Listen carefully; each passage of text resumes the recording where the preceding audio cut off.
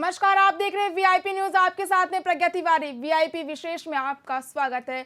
आपको बता दें कि लोकसभा चुनाव का दौर जारी है, ऐसे में दिल्ली में सियासी माहौल गर्म देखने को मिल रहा है। दरअसल आप सांसद स्वाति मालीवाल 30 हजारी कोर्ट पहुंची, जज के सामने बयान दर्ज कराने पहुंची। एफआईआर में केजरीवाल के पीए पर आरोप लगाया है।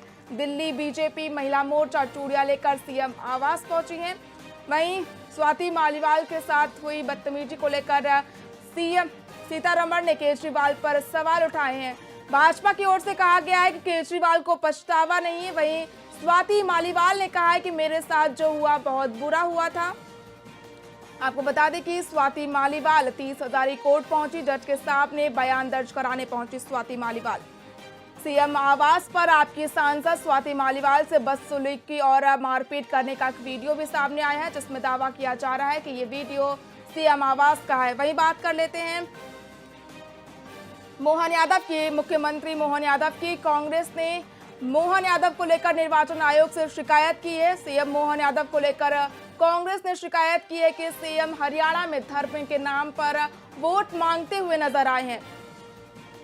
सीएम यादव धर्म के नाम पर हरियाणा में एक रैली में वोट मांगते हुए नजर आए हैं। वहीं ऐसे में सियासी पारा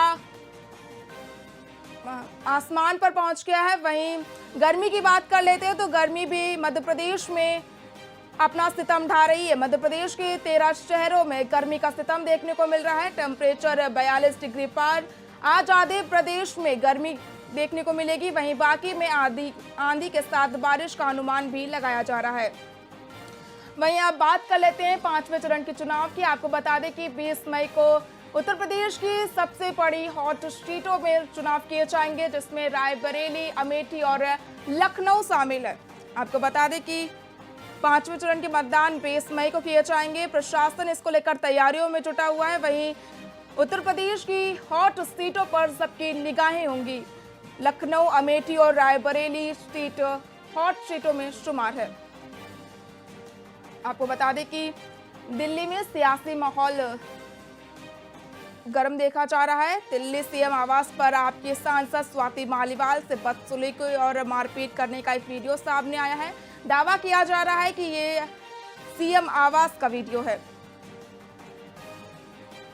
वहीं इस पर अधिक जानकारी के लिए हमारे साथ दुर्गेश काजरी जी, रेसिडेंट एडिटर, जुड़ चुके हैं। दुर्गेश जी, स्वाति मालीवाल ने अरविंद केजरीवाल के पीए पर आरोप लगाया है। लगातार देखा जा सकता है केजरीवाल फ्री सुविधाओं की बात करते हैं, महिला सशक्तिकरण की बात करते हैं। ऐसे में स्वाति मालीवाल ने जो आरोप लगाया है, इसको लेकर क्या कुछ कहेंगे आप? देखिए, स्वाति माल जो है राज्यसभा सांसद है और ये एक मामला चल रहा था पिछले लंबे अरसे से। ये मामला चल रहा था कि स्वाति मालीवाल जब उनकी संसद सदस्य खत्म होगी तो उनकी जगह अभिषेक मनु सिंघवी को सांसद बनाया जाएगा। और जो केजरीवाल का मामला से चल रहा है, जिससे उन्हें गिरफ्तार किया गया है, तो स्वाति मालीवाल जो है वो कहीं सक्रिय नजर नहीं आई है। इसी वजह से जो है अरविंद केजरीवाल स्वाति मालीवाल से नाराज चल रहे थे। और जो ताजा मामला है स्वाति मालीवाल से मारपीट का, गाली गलौज का, जिसका उन्होंने दिल्ली पुलिस के संज्ञान में लाया है और एफआईआर भी दर्ज हो चुकी है। उसमें आरोप है कि उनके साथ अभद्र व्यवहार किया गया, उनके साथ मारपीट की गई। और स्वाति मालीवाल जो है वो दिल्ली कोर्ट में अपने बयान भी दर्ज करवा चुकी है। इसी के साथ जो है स्वाति जो है अरविंद केजरीवाल पर आरोप लगा रही है कि उनके पीए जो हैं वो करप्शन में लिप्त हैं और अरविंद केजरीवाल उनको बचाने में लगे हुए हैं। जी। वहीं एक रैली के एक प्रेस कॉन्फ्रेंस के दौरान अखिलेश यादव और केजरीवाल एक साथ नजर आए थे। वहां पर एक सवाल पूछा गया था कि स्वाति मालीवाल के साथ जो हुआ, इस पर क्या कुछ कहेंगे? इस पर अखिलेश यादव बचते नजर आए हुए थे, वहीं साथ में खड़े केजरीवाल भी इस पर अपनी सफाई देते हुए नजर नहीं आए। इसको लेकर आप क्या कुछ कहेंगे? देखिए, कल जब लखनऊ में प्रेस कॉन्फ्रेंस के लिए अरविंद केजरीवाल दिल्ली से निकलते हैं तो उनके साथ जो जिनके खिलाफ एफआईआर दर्ज हुई है उनके पीए भी उनके साथ थे। उनके खिलाफ जब एफआईआर दर्ज हो जाती है तब से वो गायब हो चुके हैं, तो उनका कहीं अता पता नहीं है। और ये अनुमान लगाया जा रहा है कि वो जो है एंटीसिपेटरी बेल के लिए भागा दौड़ी में लगे हुए हैं। वहीं जो भारतीय जनता पार्टी है उन पर आरोप लगा रही है कि जो अरविंद केजरीवाल हैं अपने पीए को बचाने में लगे हुए हैं, जबकि एक महिला के साथ अभद्रता की जाती है, उसके साथ अभद्र व्यवहार, गाली गलौज किया जाता है। उनको जो है जब उनको ड्राइंग रूम में बैठाया जाता है, एक वीडियो वायरल हुई है, उसमें दिख रहा है कि उनके साथ जो उनके जो सिक्योरिटी ऑफिसर हैं उनको बाहर निकलने को कह रहे हैं, तो जिससे जो स्वाति मालीवाल है वो आहत होती नजर आ रही है। तो वो कह रही है कि मैंने 112 नंबर पे जो है मैंने डायल किया है तो पुलिस आएगी। वो ये भी कहते हुए नजर आ रहे हैं कि जो पुलिस है वो भी बाहर आएगी, मैम अंदर नहीं आ सकती, आप बाहर निकलिए। तो इसी बीच जो अभद्रता का व्यवहार होता है, गाली गलौज होती है, जो इनके पीए हैं उनको बचाने का प्रयास किया जा रहा है। और ये भी आरोप लगाए जा रहे हैं कि उनको जो पीए हैं उनको बहुत बड़ा, मंत्रियों से भी बड़ा बंगला दिया गया था। और साथ में जो भारतीय जनता पार्टी है वो हमलावर हो चुकी है इस मामले को लेकर। वो चूड़ियां भेज रही है अरविंद केजरीवाल को कि आप महिलाओं का अपमान कर रहे हैं। और जो महिला कमीशन है, राष्ट्रीय महिला कमीशन, वो भी इस मामले में कूद पड़ा है। वो कह रहे हैं कि अगर पुलिस प्रॉपर कार्रवाई नहीं करती तो हम भी घटना स्थल पर पहुंच सकते हैं, जो सीन है उसको रिक्रिएट भी किया जा सकता है। ऐसी जो बातें सामने निकल के आ रही हैं जी, इससे और बड़ी बात, इस पे राजनीति गरमा रही है। और एनडीए गठबंधन के जो घटक दल हैं वो इस पर कुछ भी कहने से बचते नजर आ रहे हैं। जी दुर्गेश जी, आपने इंडी गठबंधन का जिक्र किया है तो मैं बात कर लेती हूँ इंडी गठबंधन की। इंडी गठबंधन ने अपने घोषणा पत्र में नारी न्याय की बात की है। तो लगातार कांग्रेस में भी राधिका खेड़ा के साथ भी अभद्रता की गई थी, ऐसा उन्होंने कहा था। वहीं अब स्वाति मालीवाल जो आप सांसद हैं उनके साथ भी अभद्रता की गई है, लेकिन नारी शक्ति यहाँ पर तो डूबती हुई नजर आ रही है।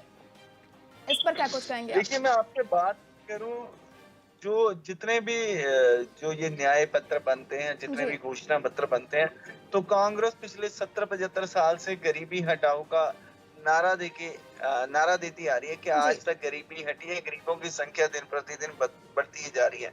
ये लोक लुभावन वायदे होते हैं, सिर्फ लोगों को वोट के लिए लुभाना होता है। अगर मैं बात करूं तो अगर मैं वोटर की बात करूं तो हम उसे एक दिन का बादशाह कह सकते हैं कि जिस दिन उसने मत डाल दिया उसके बाद वो रंक में तब्दील हो जाता है। वो राजा से रंक का उसका सफर शुरू हो जाता है। पूरे 5 साल उसको नेताओं को गिड़गिड़ाना पड़ता है। जब इलेक्शन में के दिन आते हैं तो उससे पहले सिर्फ मतदाता की जो बुक्कत होती है। और जो ये घोषणा पत्र निकाले जाते हैं, बनाए जाते हैं, न्याय पत्र, जो भी पत्र होता है, शपथ पत्र बोल दीजिए, तो इनमें कितना अमल होता है। हम पिछले 75 साल से देख रहे हैं, देश को आजाद हुए 75 साल से ज्यादा का समय हो चुका है, तो कितने जो घोषणा पत्र है उन पे अमल हुआ। अब ये गारंटी की बात करते हैं, किसी चीज की बात करते हैं, पर ये जो है गारंटी या न्याय पत्र कुछ नहीं होता। और महिलाओं को जो इंसाफ देने की बात आ रही है, तो आप समझ सकते हैं कि जो पॉलिटिकल पार्टी है इसमें कितनी संजीदा है। जी वही लगातार देखा जा रहा है कि हमारे साथ संवाददाता बलराम सिंह जी जुड़ चुके हैं, अजय आहूजा मध्य प्रदेश से जुड़ चुके हैं और आयुषी गणगारे हमारी सहयोगी जुड़ चुकी हैं। मैं इनसे भी सवाल ले लेती हूँ। लखनऊ की ओर रुख करते हैं। बलराम जी, 20 मई को वहां पर 5वें चरण के मतदान होने हैं, ऐसे में वहां पर क्या कुछ सियासी माहौल देखने को मिल रहा है? लखनऊ में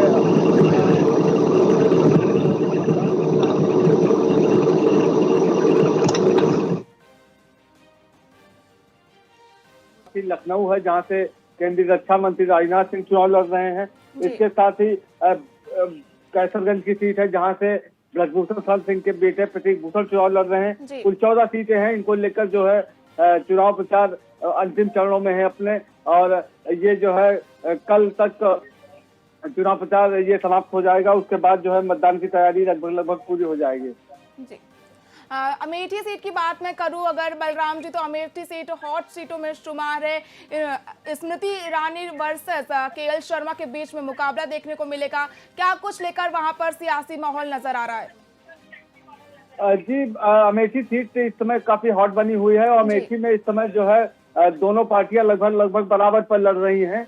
अमेठी क्योंकि कांग्रेस पार्टी काफी गढ़ रहा है। पिछली बार मामूली अंतर जो करीब 40 से 50 हजार वोटों का था, वहां से उससे राहुल गांधी जो है चुनाव हारे थे। हालांकि उसके बाद जो है इधर कांग्रेस ने काफी उसमें जो है सुधार किया है, और क्योंकि केएल शर्मा राहुल गांधी से बेहतर वहां पे उम्मीदवार हो सकते हैं, क्योंकि बीते करीब 40 सालों से केएल शर्मा ही अमेठी और राहुल गांधी में गांधी परिवार का मुख्य चेहरा हुआ करते थे।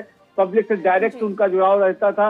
वो हर एक गाँव में 2-4 लोगों को बाई नेम बाई फेस पहचानते भी हैं, क्योंकि लगभग काम के लिए जो भी व्यक्ति आता था उससे केएल शर्मा ही मिलते थे। क्योंकि चाहे वो सोनिया गांधी रही हो या राहुल गांधी रहे हो, उनसे मिलना काफी मुश्किल रहता था। हर जगह सिर्फ केएल शर्मा ही आगे रहते थे, वही मुख्य चेहरा थे।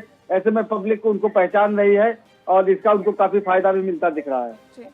वहीं लगातार हॉट सीट में शुमार रायबरेली अमेठी सीट 20 मई को मतदान किए जाएंगे। वहीं बात करते हैं मध्य प्रदेश की। मध्य प्रदेश में मोहन यादव को लेकर इलेक्शन कमीशन से शिकायत की गई है। कांग्रेस ने मोहन यादव को लेकर शिकायत की है कि मोहन यादव हरियाणा में धर्म के नाम पर वोट मांगते हुए नजर आए। इस पर रुख करेंगे भोपाल के लिए। भोपाल से हमारे साथ अजय आहूजा जी हैं। अजय आहूजा जी, धर्म के नाम पर सीएम मोहन यादव वोट मांग रहे हैं, कांग्रेस ने ऐसा आरोप लगाया, इस पर आप क्या कुछ कहेंगे?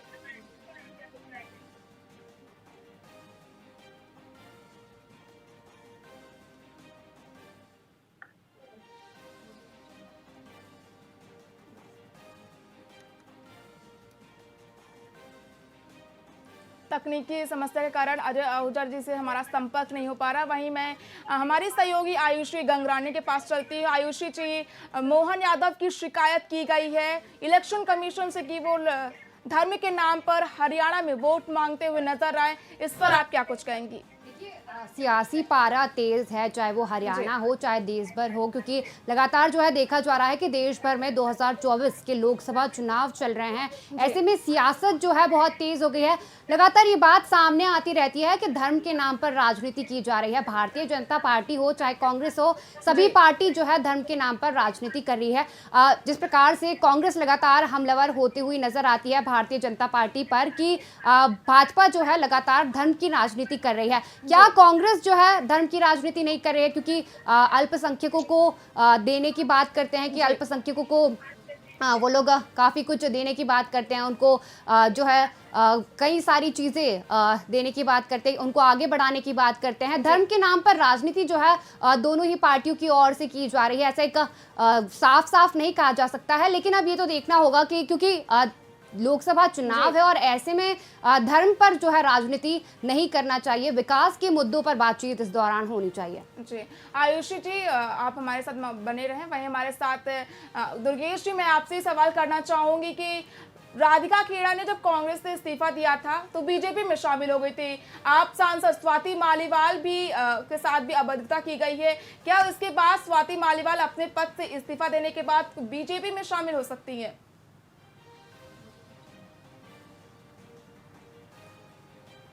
कि स्वाति मालीवाल किसी भी वक्त भारतीय जनता पार्टी में शामिल हो सकती हैं, क्योंकि स्वाति जो मालीवाल हैं वो भारतीय जनता पार्टी के संपर्क में है। उन्हें लेकर भारतीय जनता पार्टी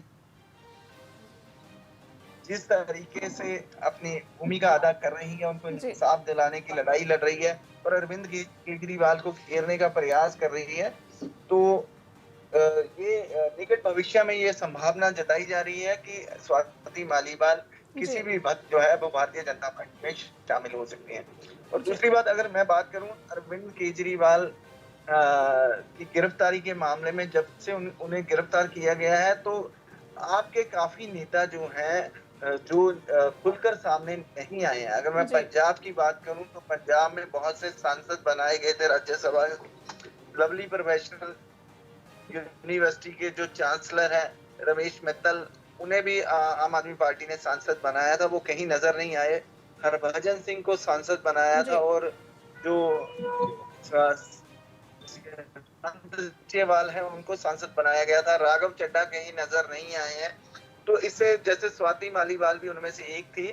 स्वाति मालीवाल जब उनके गृह पर उन्हें मिलने गए तो अरविंद केजरीवाल पीटर से नाराज न चल रहे थे।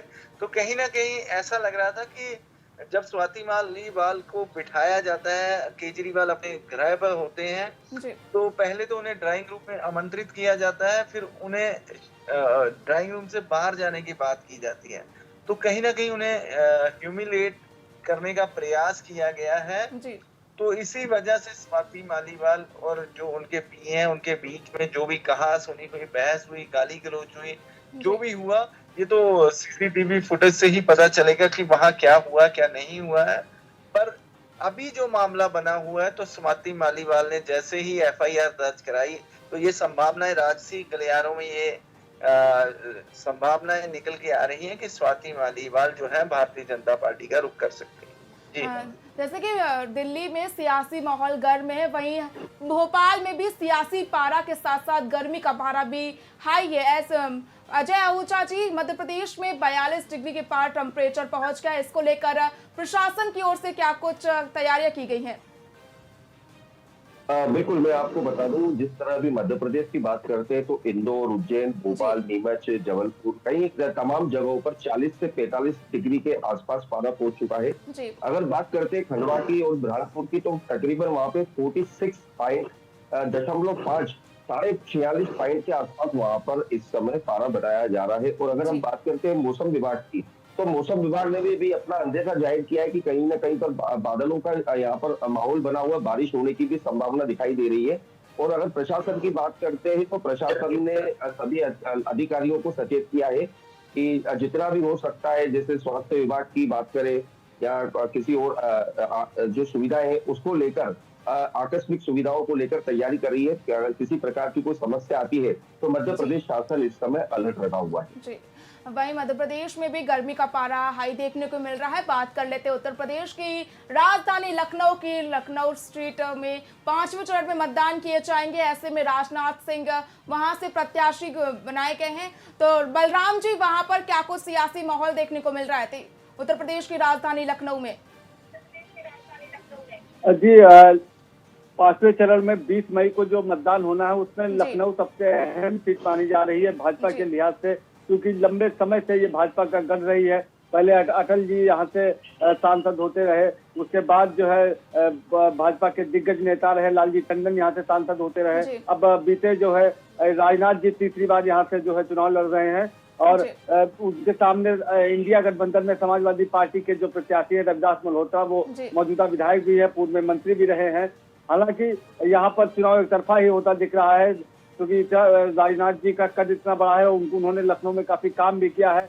और इसके साथ ही यहाँ पर अटल जी के नाम पर अभी भी यहाँ के लोग जो है भाजपा को ही वोट करते हैं। आपको बता दें कि यूपी में 5वें चरण में जिन 14 सीटों पर मतदान होना है उनमें से 13 सीटें भारतीय जनता पार्टी के पास ही है। सिर्फ एक सीट रायबरेली, वो पिछला चुनाव जो है सोनिया गांधी रायबरेली से जीती थी। इसके अलावा 13 की 13 सीटों पर भारतीय जनता पार्टी का ही कब्जा रहा है। ऐसे में ये चरण भाजपा के लिए काफी अहम है। एक सीट को छोड़ दिया जाए तो बाकी सीटों पर भाजपा को अपना गढ़ बचाना, अपना किला बचाने की चुनौती है, जिसको लेकर भाजपा के दिग्गज नेता लगातार जो है वो चुनाव प्रचार कर रहे हैं। प्रधानमंत्री नरेंद्र मोदी के लेकर गृह मंत्री अमित शाह तक आज सब लखनऊ में ही हैं, सब यूपी में ही है। अलग अलग जगहों पे वो रैलियां कर रहे हैं, जनसभाओं को संबोधित कर रहे हैं। इसके साथ ही दिग्गज जो केंद्रीय मंत्रिमंडल के दिग्गज है वो भी सब यूपी में ही लगे हुए हैं कि किसी तरह यूपी ही दिशा तय करेगी। इस बार जो है कांटे की टक्कर कई सीटों पर देखने को मिल रही है। जी, वही मेरा आखिरी सवाल आयुषी जी से है। आयुषी जी, रायबरेली सीट कांग्रेस का गढ़ मानी जाती है, ऐसे में रायबरेली सीट को लेकर आप क्या कुछ कहेंगी? देखिए, रायबरेली सीट पर लंबे समय से कांग्रेस का राज रहा है और कांग्रेस लंबे समय से वहां पर जीतती आ रही है। जिस प्रकार से हमने पहले भी कई सारी खबरें देखी थी, उसमें देखने को मिला था कि कांग्रेस प्रत्याशी की वहां पर घोषणा नहीं की गई थी। एकदम आखिरी चरण में जो है जब नामांकन होना था तब जो है राहुल गांधी को वहां पर मैदान में उतारा गया था। वहां की जनता का ये कहना था कि यदि गांधी परिवार से किसी को नहीं उतारा गया तो वो वोट नहीं देंगे। तो लगातार जो है रायबरेली कहीं ना कहीं कांग्रेस का गढ़ तो मानी ही जाती थी। लेकिन यदि भारतीय जनता पार्टी की मैं बात कर लूं तो उनकी ओर से भी लगातार प्रचार प्रसार किया जा रहा है। प्रचार प्रसार वहां पर तेज हो गया है। गृह मंत्री अमित शाह हो या बड़े बड़े स्टार प्रचारक हो भारतीय जनता पार्टी के, लगातार रायबरेली में अपनी ताकत झोंकते हुए नजर आ रहे हैं। और जिस प्रकार से वहां पर दोनों ही पार्टियों की ओर से प्रचार प्रसार देखने को मिल रहा है, अभी तो देखने वाली बात होगी कि रायबरेली में किसकी जीत होगी। क्योंकि मैं आपको रोकना चाहूंगी समय की नज़ाकत को समझते हुए। फिलहाल आप सभी का हमारे साथ जुड़ने के लिए बहुत बहुत धन्यवाद। आपको बता दें कि 5वें चरण में मतदान किए जाएंगे। उत्तर प्रदेश की हॉट सीट इसमें शुमार है। आपको बता दें कि लखनऊ, अमेठी और रायबरेली की सीटों पर मतदान किए जाएंगे।